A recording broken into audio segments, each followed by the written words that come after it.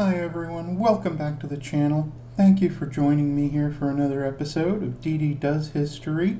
This is our first episode of 2021. We finally moved past 2020. We've got a brand new year, a lot of possibilities, but as always, there's still history there to be learned. So, moving into the new year, I wonder, have you made any resolutions for the new year to come? Something that people like to do, but something that I'd like to highlight here in this first week. This is going to be my week of New Year's revolutions, and starting I'm going to have a bit of a shorter video, but it's not a bad one at all, about the Russian Revolution. And this would be in the World War I era, and the change from the Tsardom of Nicholas II to the Communist Party and the formation of the USSR. This one, of course, is coming to us from the History Matters channel. I love this channel. They've got a great sense of humor and production, and they can really narrow a subject down into a short video that gives you a really good overview and a great place to start if you want to dig any deeper into any of these subjects. And there are plenty of other videos on this, of course, that even I may highlight in the description below.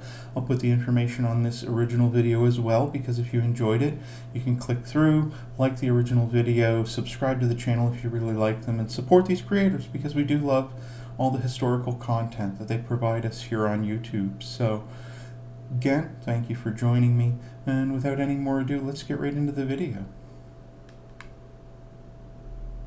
1894, and Nicholas II has just been coronated as the Emperor of Russia. Before continuing, there's a technical matter which needs to be resolved: the calendar. To simplify, the Russian calendar was 13 days behind the Gregorian calendar in use today, which is why some things like the October Revolution are said to have occurred in November. For this episode, both calendars will be used. So, Nicholas II was an absolute monarch, which meant that he had the final say on everything concerning the Russian Empire, which was huge. During the late 19th century, Russia had seen rapid industrialization. Alongside this came new ideas such as the communist ideals of a certain Karl Marx, which led to the working class of Russia demanding greater representation. So, to grossly oversimplify, communism is a political ideology which argues that the means of production, such as factories, should be collectively owned by everyone as opposed to individuals. It wanted to abolish social classes and believed that the economy should be entirely controlled by the central government. The Imperial Russian government suffered from being somewhat distant and incompetent. For example, agriculture was slow to industrialize, and there were numerous foreign policy failings. The most notable of these failings were the ones which caused conflict with the Japanese, leading to the 1904 Russo-Japanese War. So, to simplify, the reasons for war can largely be chalked up to Japan expanding its influence in Korea and Russia refusing to accept it. Japanese decided that war would settle it, so launched a sneak attack against the Russian fleet in Port Arthur, which Russia had leased from China. This was a historical event that shocked the world, and in fact it's considered the first time that an Asian army defeated a European. Of course, much of Russia's industrial strength is in the European section, but a European power. They are still considered among those. But, you know, through the century plus of colonialization and forced opening, the unequal treaties and things with Japan, China, and all these other Asian countries, it's the first time that an Asian country had stood up to one of these Western powers and actually defeated them. The Japanese would continue with a string of victories, such as the Battle of Mukden and the Battle of Tsushima. This embarrassed the Russians, and during peace negotiations led by a certain Sergei Witte, Russia lost Port Arthur and half of Here. Unfortunately for Russia, military defeat wasn't their only problem at this time. The most notable event was called Bloody Sunday, in which a priest called Father Gapon led a procession through Russia's capital, St. Petersburg, to present a petition to the emperor. The crowd was fired upon, leading to hundreds of deaths, which then caused riots across the empire. Witte was tasked with ending the rioting and presented a compromise: the formation of political parties and an elected assembly called the Duma. For the record, this Duma was mostly useless since it had no authority, and Nicholas II could still do whatever he wanted. There were some elections, and the emperor appointed a new prime minister, Pyotr Stolypin. Stolypin would bring about much-needed agricultural reform before being assassinated in a theatre in 1911, in front of the emperor. 1914 was a big year for Russia, since St. Petersburg was renamed to Petrograd because it sounded more Russian. Another event which was also probably important was the First World War, in which Russia had mixed success. To raise morale and against the advice of literally everyone, Nicholas appointed himself as the head of the army. He left his wife, Empress Alexandra, in charge of the capital with her advisor, Grigory Rasputin. After Russia's failings on the Eastern Front, Rasputin was blamed for corrupting the royal family and was eventually assassinated in 1916. Tsar Nicholas was historically regarded as a weak ruler, and it shows through this whole process. But a story that I've heard that isn't covered in this video, but is if you dig a little deeper, and it's not sure exactly if it's historically accurate, but it does seem accurate to the character of Nicholas at the time, is that he was regarded by other leaders and his contemporaries as weak and especially as indecisive. And on the eve of World War I, while trying to decide this massive decision of whether to mobilize the Russian military, whether to join in to this emerging world war, that an advisor or retainer, someone in the retinue of the Tsar Nicholas II, came up to the Tsar and in sympathy said to him, "I understand how hard this decision must be."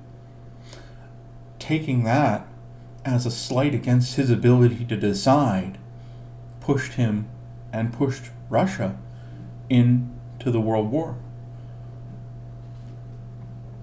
Nicholas, as the head of the army, was seen as responsible for the failings of the war. War fatigue and food shortages led to protests which Nicholas had hoped to put down with the army. Well, the army mutinied and joined the protesters. In order to calm the situation, some Russian generals met with Nicholas and urged him to abdicate, which he did in 1917. Nicholas's abdication led to certain exiled peoples, most notably Vladimir Lenin, returning to Russia. It was people like Lenin who undermined the new provisional government by forming a rival one, the Petrograd Soviet. Lenin immediately began calling for the overthrow of the provisional government, promising the Russian people land, food, and an end to the war. The provisional government had decided not to end the war, and many people took to the streets to protest. So, in regard to Lenin coming back to the Soviet Union, and sorry for pausing so often, but again, this is a really basic video. It doesn't cover all of the details. I'm not 100% sure if it was this time that he returned or if it was an earlier one, but I do know that at one point Lenin, of course, was in exile from Russia because of his communist ideas and anti-government ideas, and it was allegedly the German government in the war at that time with Russia and, of course, the powers on the Western Front having this two-front war. They thought, here's an idea, let's take this man Lenin, we're going to send him back to Russia and say, here, go, social unrest, stir the people up, destabilize the country, and to some degree, it worked. The front of this protest stood Lenin's communist faction called the Bolsheviks. The government forces decided to open fire, and many prominent Bolsheviks such as Leon Trotsky were arrested, and Lenin was forced to flee to Finland. Trotsky wouldn't spend long in prison since the new Russian Prime Minister, Alexander Kerensky, appointed a new head of the army, Lvir Kornilov. Kerensky and Kornilov quickly fell out, and Kornilov marched his troops on Petrograd. Kerensky released many of the Bolsheviks since their military arm, the Red Guard, were the only ones that could stop Kornilov. Kornilov never reached Petrograd due to Bolshevik sabotage and was later arrested. Lenin returned to Russia and, in a shocking turn of events, called for the overthrow of the government. This time, the overthrow was to be violent. Lenin placed Trotsky in command of the revolution. The Bolsheviks seized city infrastructure, Kerensky fled, and shortly afterwards the Bolsheviks seized the Winter Palace, the seat of the Russian government. Lenin then declared to the Petrograd Soviet that the Bolsheviks were now in control, and Trotsky dismissed their opponents. Immediately after the revolution, Lenin announced 3 decrees. There was the decree on peace, which promised to put an end to the war, the decree on land, which abolished private land ownership and allowed peasants to divide land amongst themselves, and the decree on workers, which introduced a minimum wage. Lenin also brought in universal healthcare and education, increased the rights of women alongside accepting Finland's Declaration of Independence. The Bolsheviks announced that there would be free and fair elections the next month. So, you see where if you have an idea of socialist politics, there's a lot of that was implemented, things that the people didn't have. But the flaws in this Marxist, Leninist, communist setup become pretty quickly apparent. And it's something I'm going to talk about a little more at the end of the video, but you can see this is the turning point. Everything they've mentioned right up to this point, introducing universal health care, improved work conditions, wages, taking land away from large, rich owners and distributing it, allowing it to be distributed among the average people. Those sound like good good changes, but we all know the USSR doesn't exist anymore, and there are plenty of really good reasons why, and this is one of the main ones. Back a second. Declaration of Independence. The Bolsheviks announced that there would be free and fair elections the next month, which the Bolsheviks lost.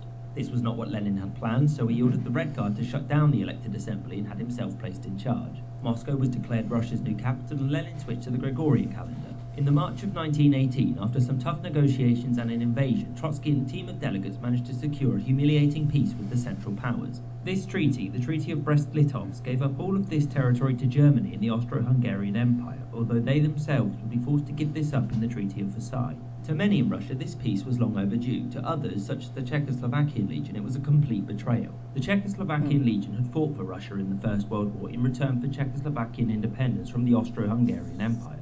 After peace was declared, they revolted. Their initial success spurred other enemies of the Bolsheviks to take up arms as well, thus beginning the Russian Civil War in earnest. In terms of the factions, the Bolsheviks and their supporters are called the Reds. Those who opposed them are known as the Whites. Britain, France, Japan and the United States elected to intervene on the side of the Whites. It was mostly to reopen the Eastern Front against Germany, but there was also a great worry about the spread of communism. The Whites were initially very successful, but it wasn't long before their progress stalled. So you can see even before the USSR was formed that there was a lot of concern about communism spreading. It was already becoming a global concern for capitalist nations in the West. So they still really wanted to come down against this. Was because they weren't very unified, and many of those fighting against the Bolsheviks were fighting for their own independence, not to restore the Russian Empire. The white generals were also somewhat useless. For example, Alexander Kolchak struggled to keep his officers sober, insulted his allies, and executed tens of thousands of people, turning them to the Bolshevik cause. Yeah. He did manage to capture Yekaterinburg, where the former emperor was being held. The Bolsheviks didn't want the emperor to fall into enemy hands, and so he and his family were executed on July the 17th, 1918. The Reds had the advantage of geography. Yeah. Their territory was much more compact and had greater levels of industrialization. It had better infrastructure, lines of communication, raw materials, and a larger population. To maintain order in this area, the Bolsheviks began what is called the Red Terror. This involved sending dissidents to work camps, shooting protesters, and Trotsky holding the families of generals hostage so they'd stay loyal. Eventually, it became clear to the Allies that the Bolsheviks were going to win. The Allies withdrew, and the Czechoslovakian Legion returned to Czechoslovakia, which was independent by then anyway. The collapse of the Russian and Austro-Hungarian empires meant that many peoples in Eastern Europe were looking to establish their own nations and borders. The Polish, led by Józef Piłsudski, wanted to expand the newly independent Poland at the cost of Russia. At the same time, the Bolsheviks were also looking to spread communism to their neighbours and reconquer Russia's old territories. The Bolsheviks also believed that the turmoil in Germany and the former Austro-Hungarian Empire meant that communist governments could be set up there as well. In 1919, the Polish invaded Ukraine and captured Kiev. The Bolsheviks counterattacked and forced the Polish all the way back to Warsaw. The Polish repulsed the attack, thus maintaining their independence and stopping Bolshevik forces from entering Germany. These borders were established, with Ukraine and Belarus becoming socialist republics, which were essentially Russian puppet states. Having failed to spread communism to Eastern Europe, for now, the Bolsheviks moved to secure their position in Russia. Lenin turned to fixing Russia's economic woes by implementing the new economic policy. This allowed some private enterprise, a distinctly non-Bolshevik ideal, to help revitalize the economy. In 1920... And we can see there how the pure communist idea of economies was already showing itself not to be ideal, that there's some balance to be struck between socializing important systems and allowing the free market to do its work. And we see when we go too far to the left and things like this early on in the Russian Revolution, you'll especially see it in China with Mao and causing mass starvation by trying to force too many changes from the top down on the economy, on food production, and a lot of it ties back to the main problem with these governments, which is authoritarianism, totalitarianism. They're being run from the top by people in absolute power, not by the people themselves that it's supposed to be benefiting. Russia and its surrounding socialist republics, which were nothing more than puppet states, agreed to form the Union of Soviet Socialist Republics. Lenin had become unwell during the early 1920s and after a series of strokes was left bedridden until his death in 1924. Lenin's death left a power vacuum which only two men could fill. The first was Trotsky, the second was a certain Joseph Stalin. Stalin had played a role in the Russian Revolution prior to this, first as an editor of the Bolshevik newspaper and also as a commander in the Red Army during the invasion of Poland. By the time of Lenin's death, Stalin held the position of General Secretary, the highest political post in the USSR. Stalin was able to forge alliances with other prominent party members and concealed Lenin's criticisms of him. So Trotsky and Stalin held two distinct positions with how to proceed. Trotsky's position is known as permanent revolution. Trotsky felt that unless socialist revolution was encouraged in other countries, the Bolsheviks' revolution would halt and it would become impossible for the Soviet Union to survive. Whereas Stalin's belief, known as socialism in one country, argued that socialism within the USSR should be strengthened before it could be exported anywhere else. So, long story short, Stalin was victorious in the struggle for power, and in 1929, Trotsky was exiled from the Soviet Union. He ended up in Mexico, where he was assassinated in 1940. After his victory, Stalin began to tighten his grip over the Soviet Union.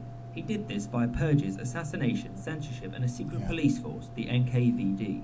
Stalin removed many members of the Communist Party and famously purged the officers in the Red Army. Stalin's most famous tools in maintaining order were the gulags, the successor to Lenin's work camps. The conditions in these camps were almost unbearable and the mortality rates were incredibly high. Stalin wasn't just a tyrant, he also brought about many domestic reforms such as the 5-year plans which were designed to improve industrial output, which it did to a miraculous degree. Another reform introduced was collectivization, whereby farmers were forced to unite their farms in order to increase crop yields and speed up mechanization. It should be remembered that Stalin's reforms changed Russia from an empire struggling to keep up to a political and economic powerhouse. So, in conclusion, the legacy of the Russian Revolution is hard to measure. In many respects, all it did was replace one authoritarian regime with another. It's worth noting that the actions of Lenin, Trotsky, Stalin and many others helped turn Russia into a superpower, one which was vital to stopping the Nazis. One area where it definitely changed the world was that it marks the last point in which Russia and the West saw each other as allies. I hope you enjoyed this episode and thank you for watching. So I do hope that you enjoyed that. I hope we learned something together. And a lot of these, as I said earlier, it does come down to the fact that I think that there are some noble ideas behind this, but that it's taken on by some very, very terrible people, especially Stalin. The things that he did are absolutely inhuman. And you see how there was some economic benefit, but in the end we have to weigh that versus the cost of human life and dignity and freedom. So there are always lessons to be learned in anything that we see in history, things that come out as positive stories, negative stories, or in cases like this Russian Revolution, things that are in some ways almost too hard to categorize that way. So I'm going to continue along with this for the rest of the week, this theme of New Year's revolutions. If there's anything else you'd like to see me cover, leave that in the comments below. I'd love to interact with people and see what you thought of this. What are your opinions on socialist policies versus capitalism? Where do you fall on that spectrum? And let's leave it down below. Have a discussion. If you want to have a deeper discussion on this, links will be in the description below for my Discord server. There's not a whole lot of people on there yet, but I'd love to get some folks in to start discussing these videos real time. I'm there all the time, and you can come along and chat with me. I'd love to hear it. So all that info will be in the description below, along with links to the original video, the creators, History Matters. I love their content, so if you did enjoy it, please click on through to their channel and support them. And I hope you come back. I hope you had a good time. I hope you learned something with me today. I hope you stay safe. Have an awesome day.